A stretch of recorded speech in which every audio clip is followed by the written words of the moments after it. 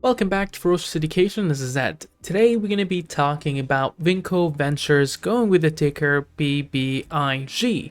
Now this is the first video I make onto this one, so we're going to go a little bit onto what they're about, a bit of due diligence, a little bit of news, and then followed by that with technical analysis. So without further ado, let's jump right into this one. So a quick overview onto this one is the company profile. I'm not able to get access to presentations as for some reason it doesn't show on their website, but in terms of the company profile, they market themselves as mainly the strategy of BIG, buy, innovate, grow. So for buy, it's an acquisition model that they seek to acquire significant brands to continue to add to their portfolio. Innovate, which leverage the internal traffic platform of Honey Badger and Social Pulse Media, our brands are able to quickly innovate and determine the highest conversion traffic and target accordingly. Once identified, we scale while maintaining conversions for success. Grow. More targeted traffic equals more conversion. With our internal engines, we're able to expedite the growth of our acquired brands to reach their target numbers quicker. Now, moving on from this, let's take a little bit of some news and a little bit of SEC filings as well to get a better perspective onto this one. So the first thing here is that they say they're a leader in selective acquisition, leveraging new market opportunities by utilizing the BIG strategy. And the following updates have been provided. Vinco and Zash intends to acquire Lomotive Private Limited. Now, this is a joint venture, and Gemini Valuation Services will complete and present to Vinco an independent third-party valuation on Zash on or before June 11th.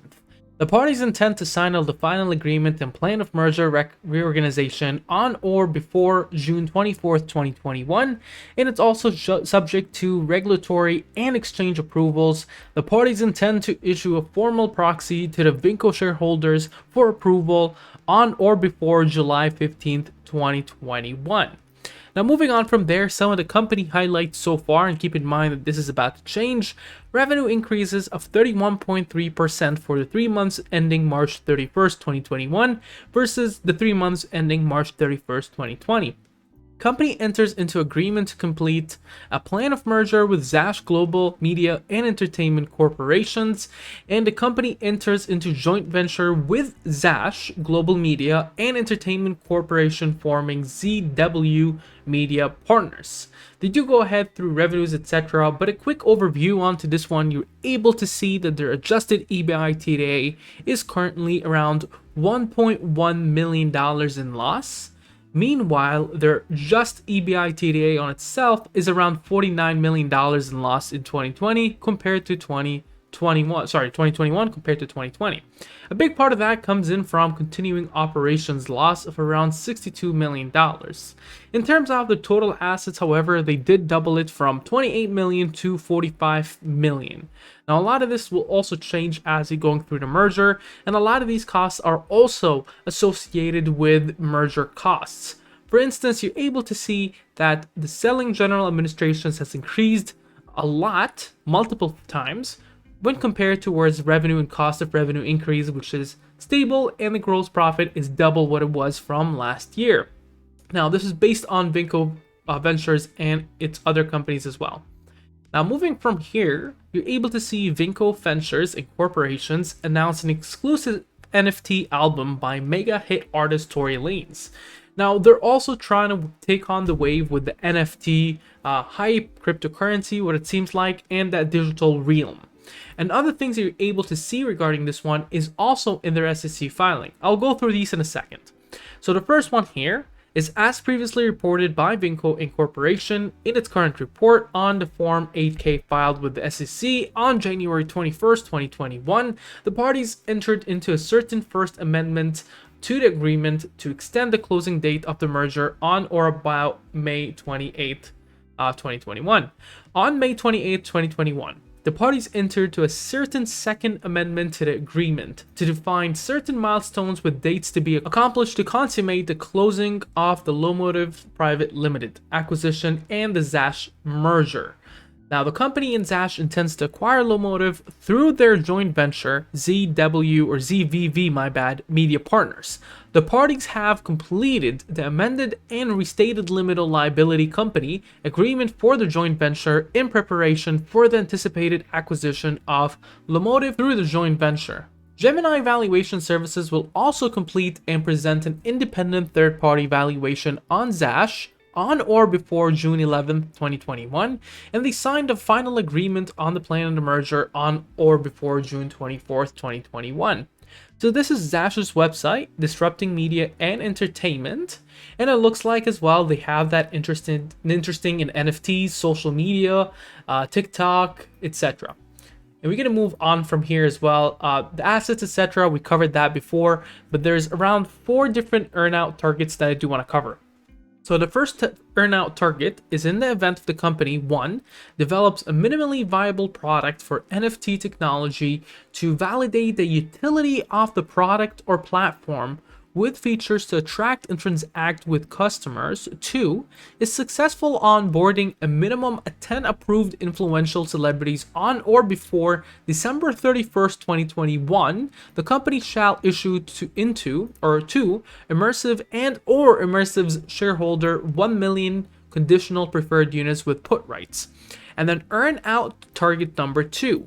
In the event the company generates a minimum of $7 million in annualized booked revenue, inclusive of revenues generated from celebrities onboarded by the company, in any 3 calendar month period ending on or before March 31st, 2022, in other words, more than $1.75 million in attributed revenue in a period of 3 consecutive calendar months. Company shall issue to Immersive and or Immersive shareholders of 1 million shares conditional preferred units with put rights. Earn out target number 3. In the event the company generates a minimum of $28 million in annualized sales, attributed revenues in any 3 calendar months period ending on or before December 31st, 2022. In other words, more than $7 million in attributed revenue in a period of 3 consecutive calendar months. The company shall issue to Immersive and or Immersive shareholder 1 million conditional preferred units with put rights. Earnout target number 4 is in the event the company generates a minimum of $62 million in annualized attributed revenue in any 3 calendar months period ending on or before December 31st, 2023. In other words, more than $15.5 million in attributed revenue in a period of 3 consecutive calendar months. The company shall issue to Immersive and or Immersive's shareholder 1 million conditional preferred units with put rights. Now moving on to the last SEC filing I do want to talk about. This one here is not from far ago, January 21st, 2021. Music.ly, TikTok, Triller, MoviePass innovators unite to create digital media disruption. So this is the Vinco Ventures Incorporation executes agreement to complete the plan of the merger with Zash. Now this document is a little bit old, but it does have some interesting things, including to why they're actually merging as well. So over here, Zash, led by the media disruptor and financial financer Ted Farnsworth, Musical.ly, TikTok, and Triller innovator, user-generated content expert Jason Ma, and social monetization expert Vincent Bata, brings together 3 of the most successful and disruptive leaders in the entertainment industry today. At the forefront of today's digital wave, the company aims to invest, acquire, and merge the best-in-class media, entertainment, and content-focused technologies companies globally, from east to west, aiming to build a virtual Hollywood. The future of Zash Media provides its content partners and producers with state-of-the-art analytics and disruption technologies to ensure that consumers' eyes are on the content at the right time in the right place. So we get that. Another thing I do want to talk about is the institutional buyers. It seems you have around 200% increase onto that. Now, if you were to look into EPS in the last 5 years, it doesn't look really good. This year was around 74.5% increase. There's a lot of missing fundamentals here, but nonetheless, keep in mind that the company is changing with this merger, and so a lot of things are going to happen that are going to be very interesting for the future. Now, in terms of the short flow, it appears to be 20.35 at the current level, although there's a lot of buzz on Twitter that keeps on saying that this is going to have an epic, massive short squeeze, etc. from some notable names. For instance, here they're talking about if it can get near to $5 based on calls of being 316,000 and puts just to be around 7,443. That means the market makers are short a whole lot of big stock, which they'll have to cover when big gets close to $5, etc. So the aim is to try to push it to $5 as basically soon as possible. The stock appears to be a hard to borrow stock at this point.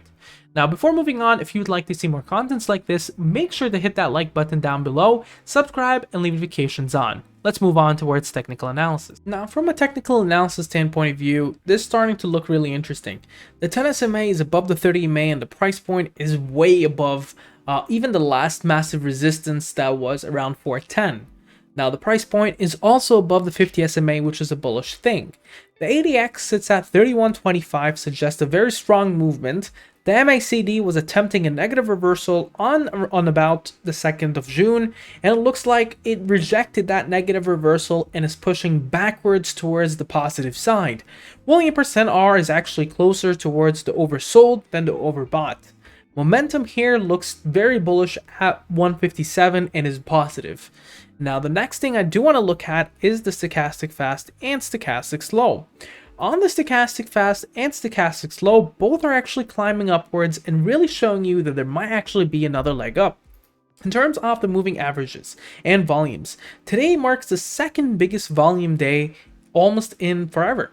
And the last one was on the 21st of June, where it went from $1.54 to almost $10. Now today, 125 million of shares being traded, so very close to around, I would say, $500 million, $500 million in trading volume today.